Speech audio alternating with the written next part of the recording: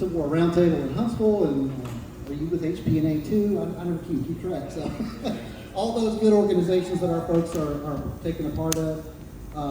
Mike has actually given several programs for the camp over the last couple of years.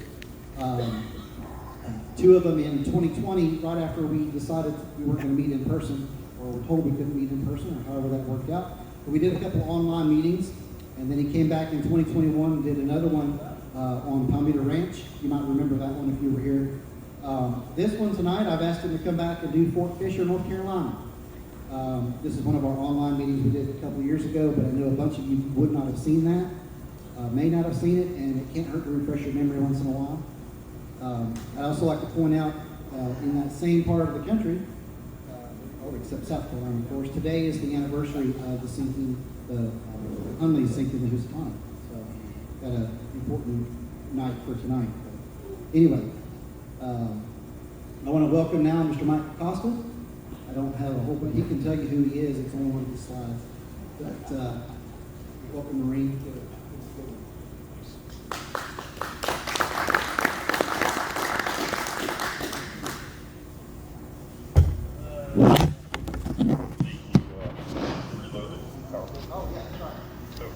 I just want to say, while he's loaded, thanks for having me out, and for those that came out in brave the weather, much appreciated. So, hope you learned a little bit of something great. Has anybody here been to Wilmington, North Carolina? How long ago were you there, roughly?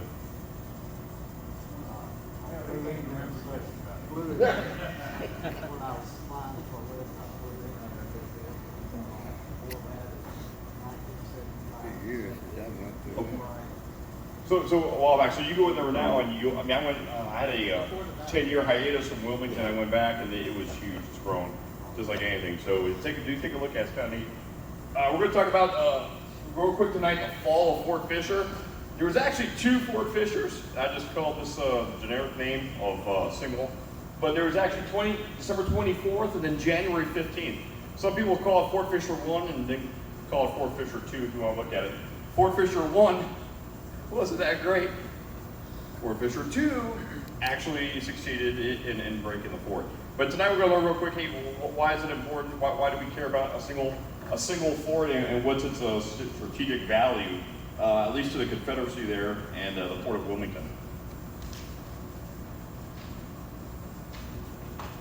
There we go. Okay, so I was a Marine. I retired about almost 5 years ago. Obviously, that's me with a little bit less weight back in the good old days before I retired. But I lived in North Carolina twice, once with a Fleet Marine Force tour, and then the second was my sundown tour before I retired out. So North Carolina, I'm from Texas originally. I'm not from North Carolina. I have really no North Carolina allegiance, but this is pretty cool, and this fort is pretty impressive, and we'll go into it. You guys may have heard the Gibraltar of the South. Gibraltar, that's a fortress, right? This is a fortress? We're going to get into it. You're going to see. You guys can make that call whether you think it's actually Gibraltar. Can anyone recognize where I'm standing over there on the left, other than a piece of grass? That's what my wife says. You go to all these places and you stand in front of grass. Yeah. So that's the crater at Petersburg. So if you guys are familiar, you see the beginning of Cold Mountain, when they blow it up, right? It's actually pretty accurate. The crater's still there, and that is the actual crater that is roped off. And you can see where the Pennsylvania Union troops tunneled underneath to put the explosives to blow it up. And you're saying, well, why does the crater of Petersburg have any impact on Fort Fisher? And you'll see. Again, I'll pull the two together here in a little bit. So this is what we're going to be covering. So if anybody has to leave, this is what you're going to miss, but this is what we're going to be talking about. Superb defensive engineering. This is, if you look at the South, all the various forts that happen along the coastal batteries. You go to Fort Gaines, you go to Fort Monroe up in Norfolk, you go to all scattered around. This is unique. This one is different than theirs. And there's a reason why this is the last one. This is the last one to fall. And it is because of that design. I usually give this in conjunction with the Battle of New Bern talk, New Bern, North Carolina. There's a lot of Marines, and we do a lot of Marines do amphibious operations, right? Amphibious warfare, ship to shore, attack the objective and seize it, right? So that's what this is. The Fort Fisher II was actually probably the largest armed with assault naval gunfire, ships ashore. It's the largest amphibious operation that we had up in the history, all the way up until Guadalcanal. Yeah, really. And you look at the number of the magnitude and number of ordnance that's been fired in, Fort Fisher is remarkable. And it was the largest naval gunfire procession in the Western Hemisphere. So you're thinking North America, South America, Canada, Mexican War, whatever. This was larger and bigger. So it's pretty neat. And then, of course, the death knell of the Confederacy. I mean, death knell, that's very subjective, right? What could be death knell? Appomattox? You know what I mean? Surrender of Joe Johnston, North Carolina. There's so many death knells. So this is also linked as a death knell to the Confederacy, but I'll leave it up to you guys whether you think it is or not, you know? But it is definitely a contributing factor to the fall of the Confederacy in 1865.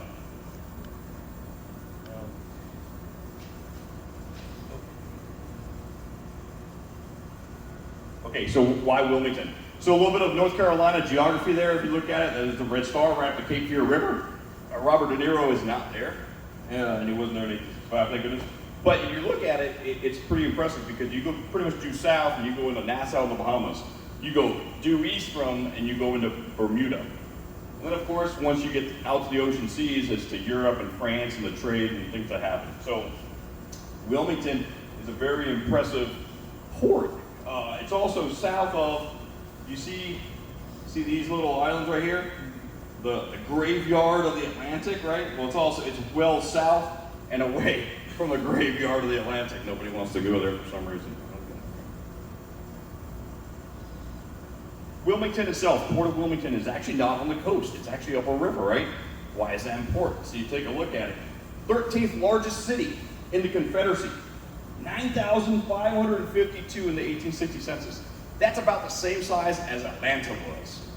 So you know, everyone's like, oh, Sherman's gonna march to Atlanta. Nowadays, we look at Atlanta and we're like huge metropolis. Of course, it was a strategic target for Sherman. It's a huge city. It wasn't that huge back then, right? Really goes to show home how many people lived in farms and outside and city living. Wasn't that impressive, really? And you guys ever been to Boaz? That's how big Boaz. Current day Boaz is the same size as Wilmington and Atlanta. Whatever. It's still the 99th largest city in the United States at the time. So pretty important. Two other major ports for the Confederacy, Norfolk and New Orleans. New Orleans was the largest city in the Confederacy.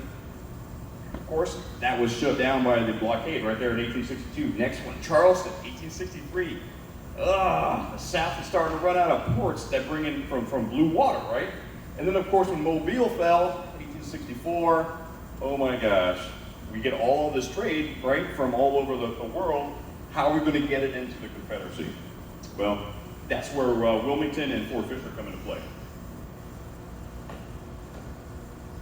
Okay, so you look at it and you're like, this does not look like a regular fort. You guys been down to Fort Gaines, Fort Monroe, any of those? They're usually very star-shaped, right? So you can put guns in every single corner. You have 360-degree coverage. They're bricked in. It's actually pretty impressive to look at. And because they're bricked in, they're still standing today. You know what I mean? National Park Service keeps it up. Fort Fisher, on the other hand, is an L. And you're like, this is crazy. What kind of good fort is shaped like an L, right? How do you defend 360 against a fort that's shaped like an L? So, if you think about it, it's about 1,900 yards long, right? So about 19 football fields. And across that you would see up there, that's 500 yards. So about 5 footballs by 19 football fields long. Pretty large in size. All these guns that you see up here and all these little batteries can swivel all the way around.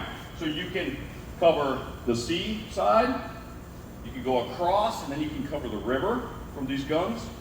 The land side, what I'll call the land side face, goes up, and if someone's attacking here, you can turn these guns around and shoot into here if you need to. So realistically, with guns on swivels, an L-shaped formation is pretty impressive.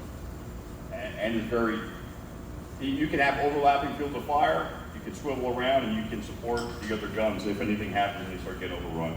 So it's pretty impressive. But you're like, why is it there's no other places that look like that? No, there's a reason why. This is not a Southern Confederate design. One thing I do want to point out here real quick when I take a look at this, let's look at blockade runners. They come through, coming around. This used to all be one long island. A hurricane came through and actually pushed this away, and it actually helped out because it kept it a real deep draft. You could get some deep drafted vessels going in there. So if you're a blockade runner, you come in, you hug the coast, and you couldn't do it because it was deep enough, and then you can go and you sail up the Cape Fear River. So, hey, blockade running, you get right in there real close. If you're worried about pursuit of Union vessels, the guns at Fort Fisher would keep them away from you, so you can get in pretty good. The fort itself had plenty of ways to look at it. Let's see, up here, like I want to say command post, that's kind of a cruddy term, but command post. They had telegraph wires that went across all the way into Wilmington to higher headquarters command. This up here, if you look at these are electrical lines that went out to mines. First time really using mines in defense, right? So if you went to the Tennessee Valley Civil War Roundtable, we had the gentleman talking about mines. This is the minefield that they had at Fort Fisher to deter any kind of frontal assault from infantry coming in there. Pretty impressive. You don't see that in a lot of forts. You do see them occasionally, but this one, it was pronounced, and it was actually at a very large field. So pretty cool. You look at it, it had roughly, at the peak, in 1865, each of these guns were manned up. They had about 44 guns, 2 tiers. They had about 23 up high, and they had 22 low. And I'll get into why they kind of did that in a purpose. Me, initially, when I first looked at it, I was like, put them all up high, right? You have better range. You can go out a little further, but there's a reason why you want some low, and then we'll go into that a little bit. Wilmington, right? We come up here, right? It's 27 miles from this all the way up there. If you go to Wilmington and you head east till you get to the beach, the closest point is 6 miles. So the port of Wilmington is outside any kind of naval gunfire effective range. Also, if you wanted to come up here, say a Union ship was, decorated out, it could pretend to be a blockade runner and it could get by. In addition to Fort Fisher, you had other batteries here, here, and then you had them scattered across the Cape Fear River to shoot you as you go in. Very narrow, very deep, so you can get deep drafted vessels in, and it was just wide enough where you can get them coming in and going out, rules of the road, like regular ship navigation. But that's about it. Maneuvering, things like that, couldn't happen. So you're going in and you're in the chute, like Star Wars going in the canyon at the Death Star, that's it. And in and out. All right. Here's a side view of some of the profiles. I'll get some pictures here in a little bit.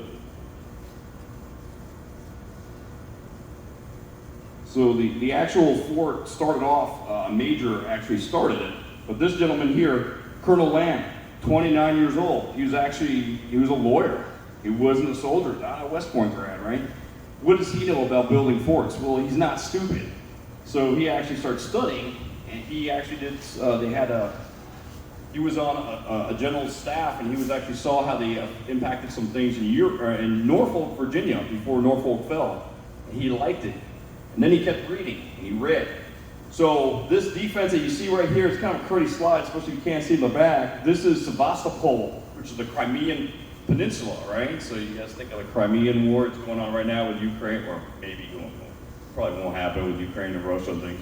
But Sevastopol is an L-shaped fort, and it stood up against a British and French siege for over 9 months by itself.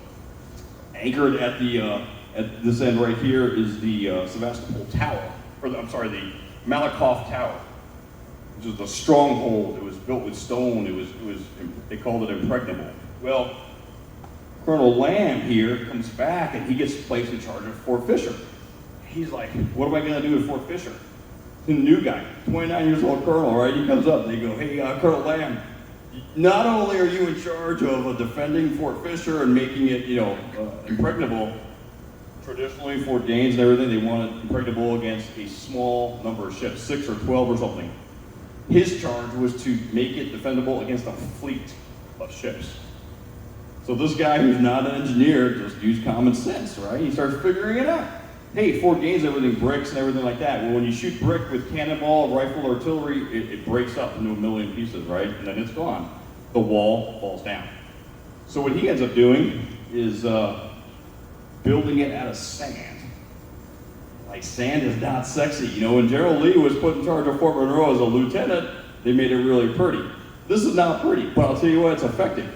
You can pommel a sand dune. You ever shoot into a sand dune? What does it do? Well, do nothing in a sand dune, right? Bullets just go into it. It's the same exact thing with Fort Fisher, and that's what he does, and he realizes it. Plus, it's a good thing too, because bricks are heavy. If you can't make them on site, you got to ship them in. Well, the South didn't have all those resources to do it, but they did have sand on Fort Fisher, right? So it was a win-win for him. Traditional things like moats, you can't do moats because of what the water just seeps right through, you know what I mean? But, so what you end up with is a fort that is not attractive, but can take a beating, all right? And that's all he wanted to do. What they used, if you ever go out to the site, some of the tour guides would call this the South's Pyramid of Giza. And you're like, what? The amount of labor that they used to make some of these sand dunes, these are all man-made sand dunes. Fort Fisher Island is flat. They had to bring it, they had to move sand and stack it up, right? So guess what? When it rains or there's a hurricane, a storm, it erodes. You got to build it back up. So this thing was under constant work. But if you look at 500 slaves, horse and mule, I think they had 2 steam generators to help move sand from one pit to another. That's about it. The rest is shovel, carriage, horse drawn, and then manpower up to go ahead and build it. Impressive. A lot of work that goes into this thing. Major General Whiting, who's actually in charge of the defense of Wilmington way back. Any guys ever even heard of Major General Whiting? He's obscure, you know what I mean? He's not Jackson, he's not Lee, he's not any of those guys. He actually got a little bit of trouble because he was saying, hey, Wilmington's a danger, it's a strategic port. They all knew that, right? And then he said, they're gonna attack it. I know it is, right? Because it's important. And Jefferson Davis, who actually came out and saw Fort Fisher, was like, okay, sure, buddy, you know, they're not gonna attack it because it is impregnable. Also, Major General Whiting, your breath reeks like alcohol again, so you're drunk. So now you have this guy who's possibly a drunk crying wolf every single time he saw a commander or Jefferson Davis about how Fort Fisher is on its way out. Whereas everybody else is like, no man, Fort Fisher's pretty good. You'll be all right? So Major General Whiting actually gets replaced by Bragg later on in the war. And General Bragg actually takes over the Department of North Carolina. So we have Colonel Lamb right there. Colonel Lamb actually answers directly to General Bragg in 1864, 1865. This is what it looked like on the top. If you're on the land side and you were attacking that L, that's what you would have seen. Looks like huge sand dunes. If you were on the beach, this is what you would have seen. Multiple sand dunes in there. Very impressive when you think about it. Because what they would do is, this is the gun deck right there, right? Gun deck. And you can see different gun decks here. And some were higher than others. Some were up a little higher than others. But if you get bombarded, you can leave the gun there. You can tuck it away wherever you think the fire's coming from. And then guess what? All your men go right into these holes, these little dugouts. And in there is your powder magazine. So your powder magazine, your men, and when you're under heavy bombardment, you can ride out the bombardment sitting right there.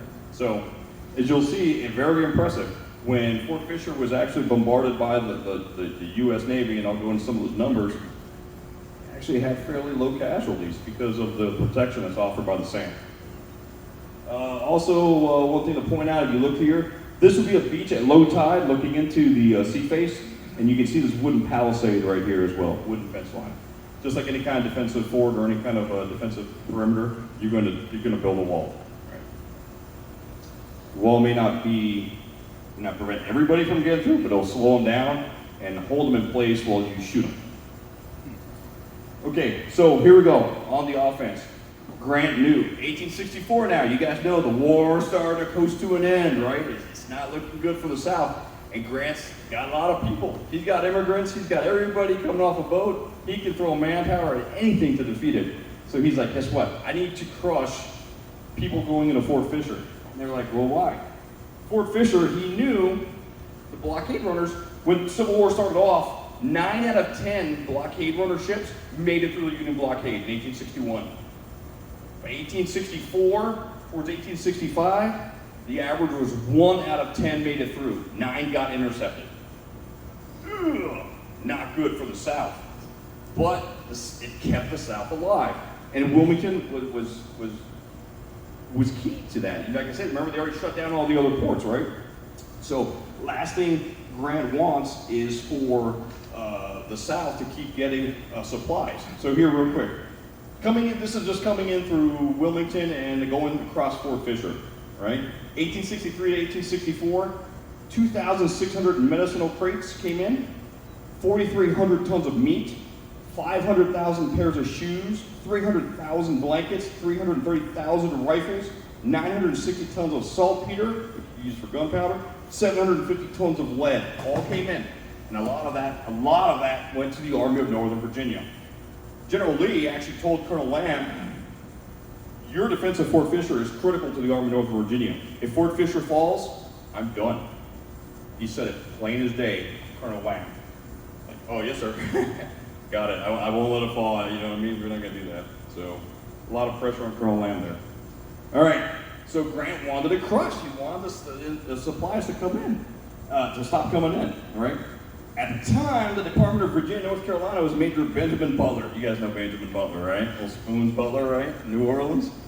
What a piece of work. This guy here was a bumbling idiot, strategically, tactically, operationally, whatever you may think about it. Politically, for some reason, this guy was a genius. I mean, they wanted him to run as Lincoln's vice president. And then when Lincoln said no, they wanted him to run against Lincoln in 1865. And this guy had failure after failure after failure. He was one of those appointed political generals. He was worthless on the field. Fortunately, they couldn't touch him. Even Grant couldn't fire this guy, even though he was a moron, right? So he puts him in charge of it. But this is what Grant does, because Grant knows Butler's an idiot. He says, okay, Spoons, yeah, I'm sure you call him Spoons, I'll put you in charge of that area. However, for the attack against Fort Fisher, I'm going to push this guy on the bottom right there, Major General Godfrey Weitzel, who was a immigrant from Europe. I'm going to put him in charge. I'm going to put him in charge of the attack, but you're still in charge of the area. So Weitzel's like, okay, 3-star General Grant, I guess, sir, you know? And then, so he's kind of put in a weird position. And then, in addition, Grant doesn't trust really either of those two guys, and he actually puts his own independent observer to accompany Weitzel in what they're doing to report back. So now Weitzel's got like a spy sitting over his shoulder watching him do this thing. Poor Weitzel, man, he's got these it's a disaster, clear command, responsibility, decisions. It's a mess. It's a huge fog, right? But it is what it is. He actually got you guys know where Weitzel was before? Battery Wagner from the movie Glory, the Union attack that was against Battery Wagner was actually led by Weitzel. He's also 29 years old, the exact same age as Colonel Lamb defending Fort Fisher. It's kind of funny, right? But he puts him in there. He goes, hey, you've had experience attacking a coastal battery. I'm going to put you in charge of this one. Let's get it done, right? So he's like, okay, sir. And then sir back to Butler. Grant actually wanted Admiral Farragut, right? You guys battle Mobile Bay, right? Admiral Farragut, damn, full speed ahead. Farragut was sick, so he couldn't get him. But they got this guy, who's not in the picture, I'm sorry. He's in the next slide over. David Dixon Porter. He's actually Farragut's foster brother. And then they end up getting adopted, so he knows him. And David Dixon Porter is actually a very smart guy. And unfortunately, he was kind of living in his brother's shadow for a while, you know? But, oh well. Get over it. Okay. So that's the primary players that you see on the Union side of the house. Okay. Butler, right? I already told you he was an idiot, right? So, and this is funny too because Grant actually gave Butler instructions. I want you to lay siege. Dig into Fort Fisher, and then I'll just resupply the living crap out of you, and we'll put enough people, and it'll be easy. That's what we're going to do. Okay, you think, okay, sir. Well, guess what? Butler says, hey, sir, I got another idea. Okay, well, what is it? What are you going to say? And the guy's like, let's get a ship. We put tons of explosives on this thing, and I'll sail it right next to Fort Fisher, and I'll blow it up, and it'll be amazing. Huge, massive explosion. Shock and awe. Confederates staring into space, wondering in days. And then my people will leisurely go ashore and just take Fort Fisher. Kind of like AKA Petersburg crater, right? That didn't work out too well. People recovered from the stun and then they went on. Okay, well, he tells David Dixon Porter, this Admiral Porter, and Porter's like, yeah, do whatever you want. Okay, it might be a novel thing. Hey, let's see how this goes. You know, they didn't have cable TV, it was entertainment, right? So that's what he wants to do. So, okay, you're on your own, you do that. Porter actually sent spies to see what the heck is this Butler guy doing? Does he know anything about explosives at sea, saltwater getting in, encroachment, timers? Does he know what he's doing, really? And he finds out he doesn't. Their spies are coming back to Porter going, this guy's an idiot, right? And all his people, they've never done this, and they didn't ask us for any help. So Porter's like, okay, you didn't ask me for help, you're on your own. Pretty interesting. Okay. Then they say, hey, well, let's go ahead and attack the fort. Okay, when do you want to do it? Let's do it December 24th and 5th, maybe the 26th, we'll see, but okay. So we'll try it. Oh, by the way, that's a U.S. nuclear test in Bikini Atoll. That's not Fort Fisher, all right? But that's how Butler envisioned it. Okay, so Christmas Eve. Now these guys are over in off Cape Hatteras. They're on two different ships, and at that time, the Army had their own ship, the troop supply ships. The Navy had the gunships. They didn't really talk to each other. They rendezvoused and they said, let's go, make this happen. They didn't do a lot of coordination, so they sailed down, right? And then on Christmas Eve, before you see what happens in the picture, Butler's bomb idea happened. They sail that ship that looks like, they're supposed to look like a blockade runner. I think it was the USS Louisiana or something. And they decorated it up and they sailed it in and boom, it blew up.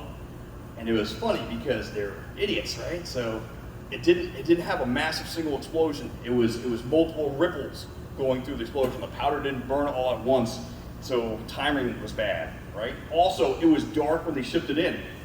The crew swore that we were getting within 300 yards of the fort. Realistically, because it was at night, and obviously before GPS, right? They were 600 yards from shore. In fact, guys fishing on the beach saw it, and there was a couple of black gentlemen who were quoted there who were fishing, and they said, one guy goes, looked like a Roman candle.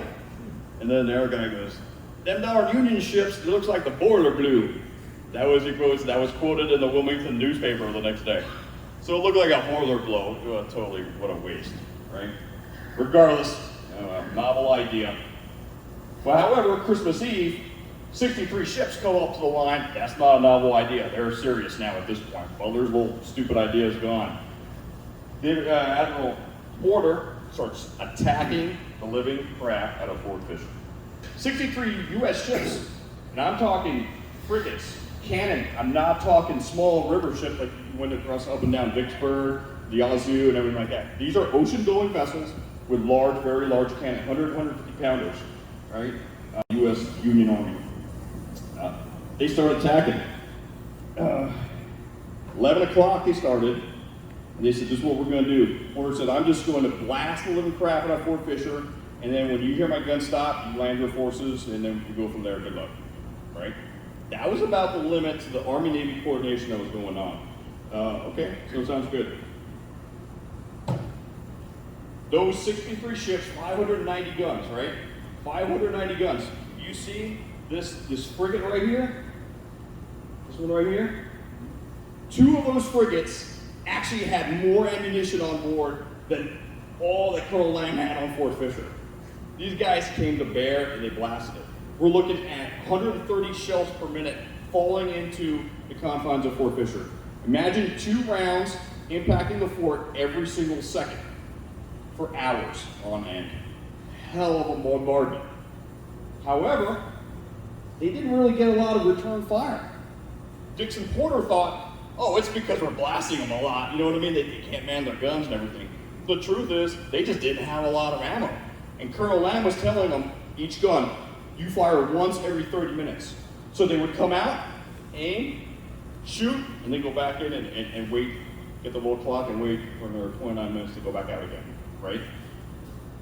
All those rounds going in, just went right into sand dunes. Didn't do hardly any much. I think the Confederates lost 2 guns on that first day. And realistically, I think one of them at least was overheating, so improper maintenance, all right? This is kind of interesting too. I'm not an artilleryman by trade, I was a helicopter pilot, but this is cool. You see these little dot, dot, dots, dot, dot, dots, dot, dot, dots coming across the water? Anyone know what that is? So, say again? No, it's just neat. You'll like this one.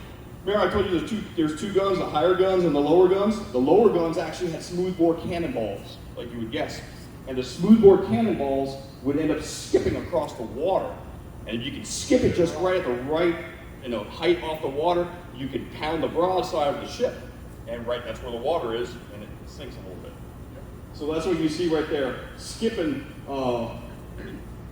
Now remember that the Union guns, depending on the age of the ship, they either had rifled bullets, rifled guns, with pointed shells, which again, was sand absorbed. You know what I mean? But the Confederates didn't have a lot of money. So the majority of their cannon were not rifled. In fact, I think they only had 2 that were rifled. They were the major guns. The rest of them were all smoothbore cannon, like you see here. But pretty cool. All right, regardless, he started landing some troops. And Butler said, hey, Weitzel, just take 500. They have a force of almost 5,000 U.S. troops on transports. And Dixie Porter's like, 500 only? I mean, you see how much lead I'm pouring in this thing? I take it, you know? Or lay siege, like Grant said, right? Start digging in, I want to cover you. And he didn't. So he only gave Weitzel 500 initially. So 500 guys landed ashore. Now, 11 o'clock, he started bombarding it, right? Back in, nowadays, in modern small arms, you can go into attack, and then when you know that rounds are out, you're trying to lean into the fire as much as you can, because you want to keep the enemy down. That's trusting modern technology. These days, you didn't really trust it. You waited for it to stop, then they launched boats to go ahead and attack. So, okay, so they did. They launched 500 initially, and around 5:30 at night, and then they landed some more as the evening or the early afternoon went on, as they went in. They didn't attack anything. They also didn't dig in. They got there, and General Godfrey said, all those land-facing guns are all still up. We didn't take any of them out. This is not going to work. We're going to fail if we try to attack these things. So he goes back and he told Butler that. Butler says, okay, and there's bad weather coming. Just get back on the ship. Weitzel's like, yeah, should I dig in? You know, like Grant said. No, get on the ship. So they said, okay. So they start getting on the ship. Of course, it's sunset now, so you ever try to do any kind of military operations at night, it's extremely difficult, right? And the weather starts rolling in. This is bizarre. So Butler takes some of his people, gets on those transports, and he leaves. He goes back to Cape Hatteras. He leaves his own men still on the beach. They haven't even gotten totally retrograded back to amphibious shipping. He leaves 750 men there and takes off. Porter's stuck around. He's like, are you serious? Did this really just happen? So they just end up sending little launches back and forth to the beach. And eventually, over the 26th and the 27th, they finally get all those guys off the beach. Really. So it was bizarre.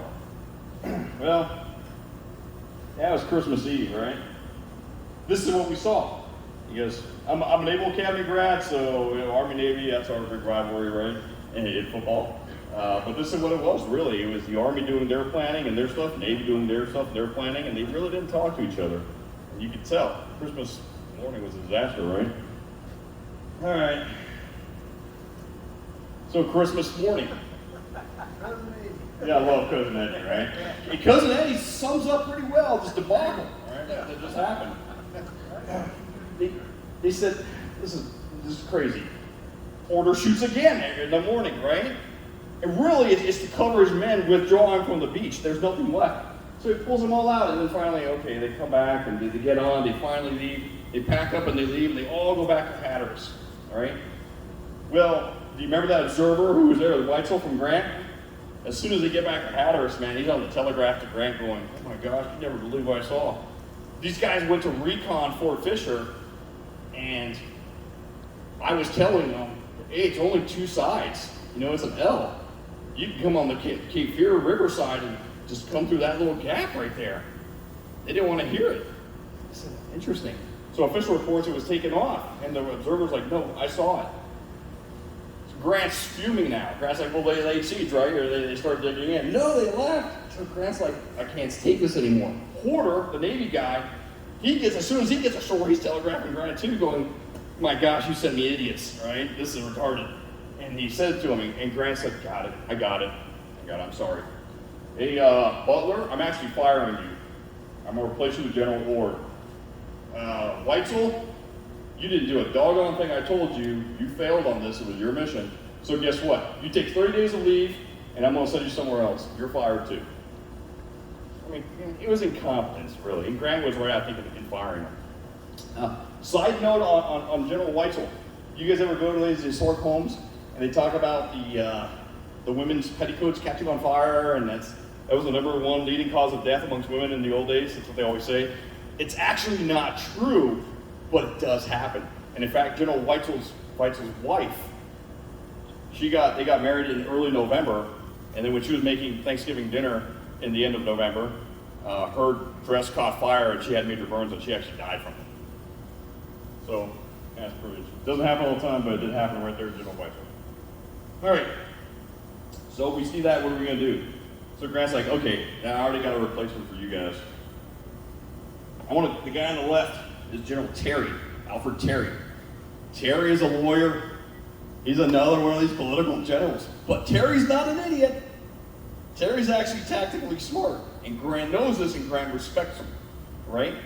Also, because Terry didn't have a lot of arrogance like General Butler did, he actually talked to David Dixon Porter. And he said, hey guys, let's do this together, right? Teamwork. Yep. Paw Patrol, right? So, there's a Marine Corps saying that commander relationships are important, but relationships between commanders is even more important. And we see this right here with these two guys, right there. All right? Also, it's kind of interesting too. Once Grant tells Terry that he's going to command of ground forces, in addition, instead of sending you 5,000, I'm going to send you roughly 10,000 men. I mean it this time. Lay siege, attack if it allows, but let's do this. Terry's like, okay, sir, we can do this. He actually gave Terry sealed orders, had Terry leave to sea, and then open them at sea, so he could not reach back to get telegraph or anything like that. Pretty interesting. You don't hear that happening too much in the Civil War, but that's what he did.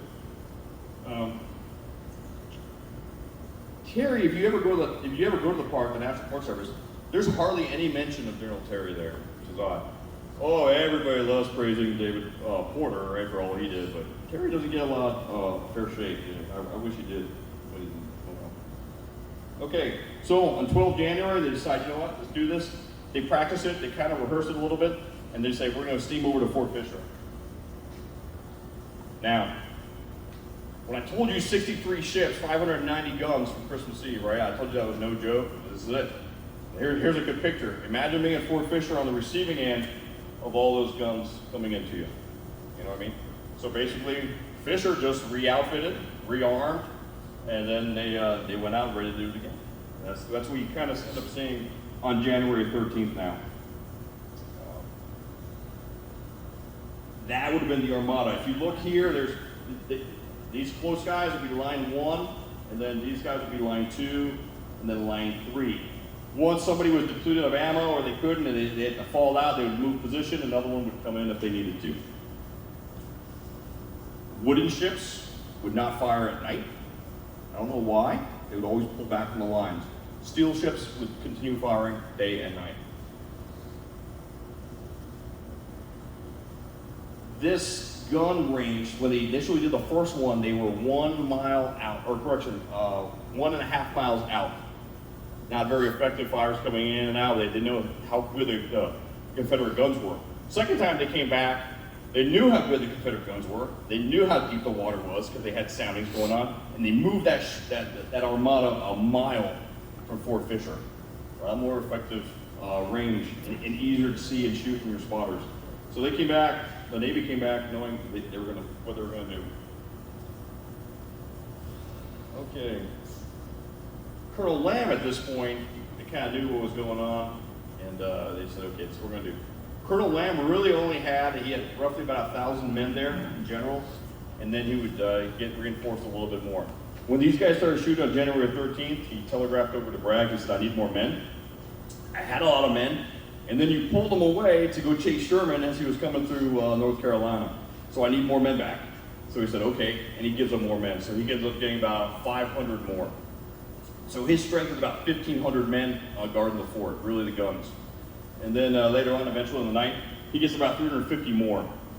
So, okay, all in all, 1,900 men, roughly what you want to think for the big shootout that's going to happen. Okay.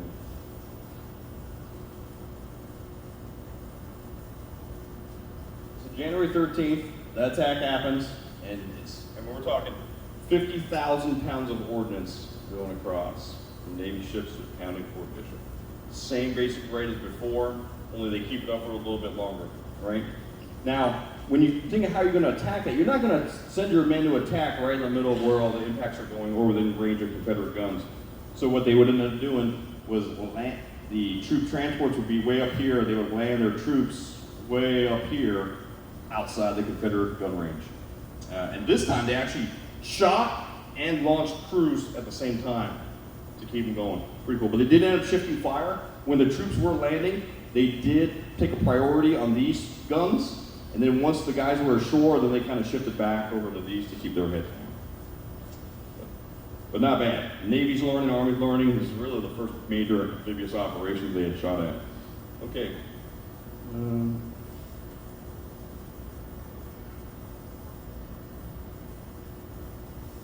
So like I said, the Union forces had landed way up here, and then they ended up coming down and just getting just outside the range of those landward-facing guns, right? And this is where they ended up doing. Also, with the force that they had, they said, hey, we're going to dig in. It's kind of easy to dig in sand. They came ashore with lots of excavating equipment, shovels and everything, and it was real quick to dig. Their trench was actually pretty interesting, because they had some gun fighting positions facing the fort, and then they had other fighting positions facing what I call the landward side of it in case there's an attack here. Oh wait, by the way, guess what? Bragg says, hey, General Hoke, they landed a whole bunch of forces here. I want you to go check it out. So Hoke with 6,400 people come over here at the same time all this is going on and you're hearing all the guns blasting, and they go to check it out. Bragg is certain that they're here to invade Wilmington. He thinks there's no way they get Fort Fisher. They know that they're going to come to Wilmington. Well, it's kind of odd because 14th, they just sit there. They recon it, and they do nothing. They do not launch a single attack against Terry's forces that are earnestly digging in right there. They don't do a single thing. This is bizarre. Regardless, 14th, right? Fort Fisher's still getting pummeled. Okay, let's see.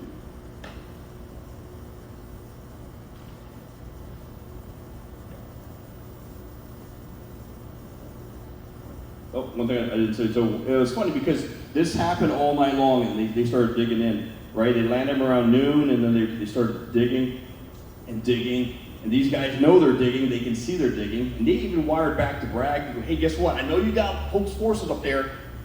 Attack them. They're like, nah, we're going to hold them back. It's not too certain. And then he goes, I'll tell you what. At night, let me take some of my men from here. We'll sneak around up through here. We know the terrain pretty good because we've been staring at it for a year. And you guys can attack them, and then we'll both shoot them and get them down. Hey, guess what? They're ashore. Their guns from the ships are not going to shoot them. This is our time to get them. Lamb pleads over to Bragg. Bragg doesn't even reply to him. How crazy that is, because Bragg just knew, nope, they're just coming to Wilmington. He did not want to hear what Lamb was saying. It's unfortunate. So there's a little bit of error. December 24th was a Union error, and this one's also a Confederate error. So let's be honest, right? December 24th, right? Remember I told you their men were taken off December 25th, 26th, 27th. Why didn't the Confederacy go ahead and attack them while they were sitting on the beach with no support? No idea. It was like a big camping trip for the Union, and the South didn't do a single thing. So shame on the Confederacy for not catching up and doing that. Okay. December 15th.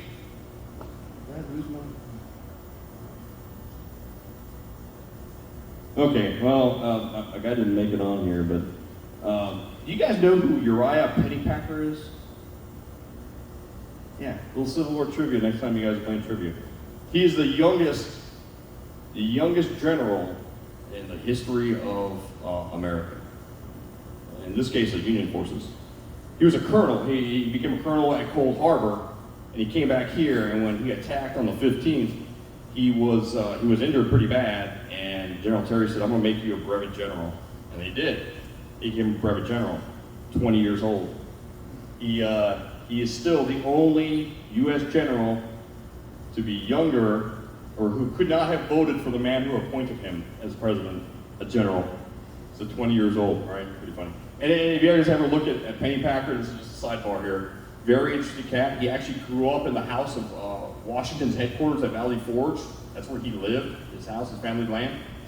And he did the Civil War. He actually ended up getting the Medal of Honor for what he did for leading his charge here on the 15th, which we're about to go into. And then he went into the regular army afterwards when the volunteer portion was up. He was a colonel, and then was a brevet general. He retired as a full-bird colonel, but then he was backdated as a general in retirement. So officially he's a general, right? But retired at 39, but 20 years old, became a general. Trivia, you're welcome, right? You guys remember that next time you go over here. All right, so 15th, this is the big day, right? Hey, very interesting. Who are these guys up here what is this? Guess what? Those are Navy guys and U.S. Marines. What a disaster. What's all those Navy and Marine guys on doing on the ship? This is funny. Porter did not want to be the only one without any of the action, right? So he sent compliments, 135 various detachments across those, how many, 563 ships, right? You have gun companies, you have engineering companies, you have all these different other pulse signal and sharpshooters. So they just poured them on the beach. They poured them on the beach right here. And they said, "Go get them, Tiger. Join the fight." You know what I mean? So you have all these Navy sailors guys who are like, "Who are you? Who are you? I don't know. What ship are you from, man?" No idea. Hadn't practiced it, hadn't rehearsed it, did nothing, right? And the only ones who kind of understood what the hell to go on was the Marines, right? And even there, they're shipboard, right? So he said, "Okay, this is what we're going to do. Responsibility, you, form a unit, form a line here. You guys know how to march. Okay, we'll form up and follow me and we'll go." General Terry, is that okay if we go? That's how it was. I'm not kidding you. That's pretty bad. Terry said, "Hey, you know what? Just get over here to the beach, okay? And I'm going to leave all my men right here, and I'm going to get in the position that I'm going to take this thing." So they said, "Okay." And it's funny because you want to talk about comedy of errors, right? What started off as a major, pain in the butt or a thorn in the side, ended up actually becoming a wonderful diversion by chance. So the U.S. forces here just slowly start attacking the landward face right here, right? At the same time, these gung-ho sailors and Marines start coming this way. The gunners are like, "What is going on? Those guys are in white. That doesn't make any sense."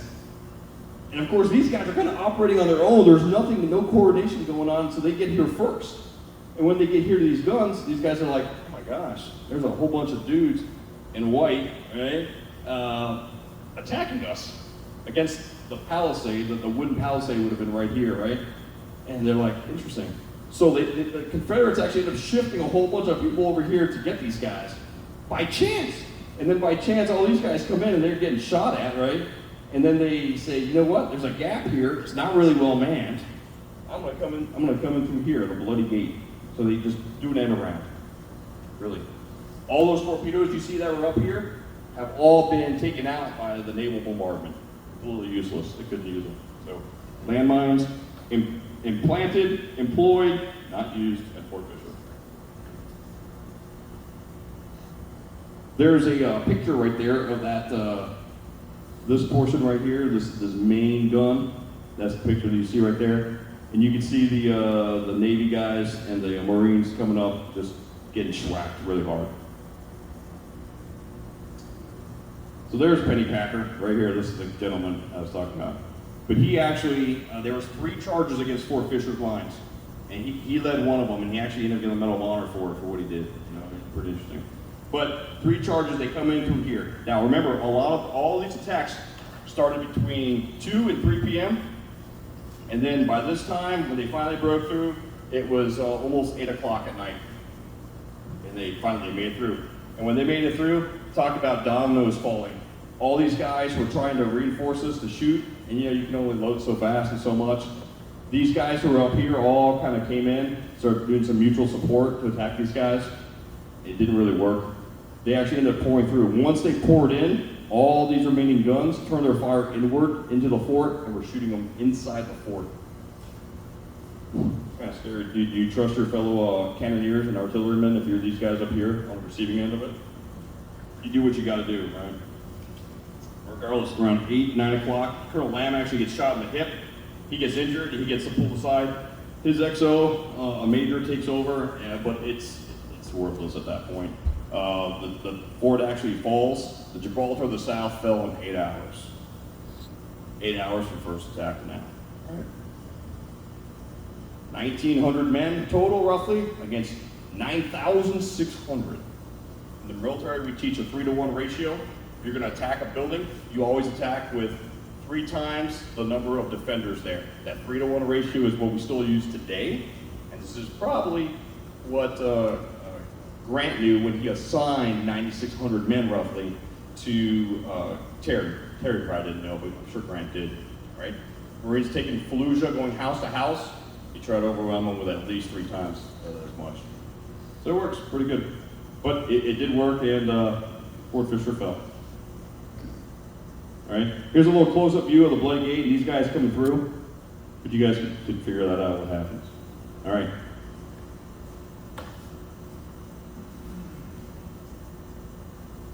The end of the battle there, you can see that 19,682 projectiles, 1 million pounds of ordnance going into the fort.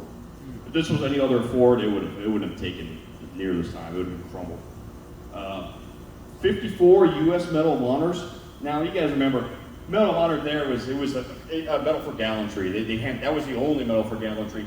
You did something good, you got a Medal of Honor, right? It's not like today where you have to have witnesses and the bar is set so high. But still, 54. You start looking at it, you're like, okay, so why should I care about 54 Medals of Honor? The entire Mexican-American War had 56. Gettysburg, right? You know Gettysburg, 3 days of vicious fighting, 64. Petersburg, 9.5-month siege, 52. Chickamauga right here, 33. That was intense fighting. This had 54. Now, I'm not saying that this fighting was on par with Chickamauga or Gettysburg. In fact, I don't think it was. I think there was lots of active gallantry for sure. But at the same time, you have the Navy guys in here, and the Navy guys are going to write their folks up for gallantry, whereas they never had before in other fights. So that could be one of the reasons why the Medal of Honor counts a little bit, I wouldn't say inflated, but a little bit high. Something to think about, right? And that's the naval column. All together, the casualties, they're okay. CSA had only 500 killed or wounded out of 1,900, and then they had 1,400 taken prisoner. A lot of guys who actually survived, more than I would have thought. The U.S. The Navy, the Army, and the U.S. Marine Corps there had about 1,100 casualties, about 400 missing, and they really had about less than 200 killed, which is impressive.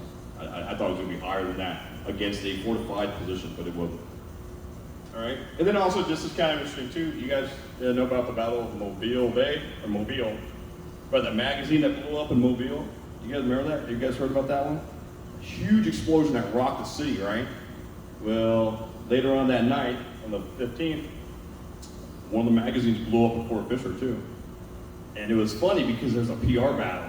The Union guy said, oh, the Confederates sabotaged it and tried to kill us and blew it up.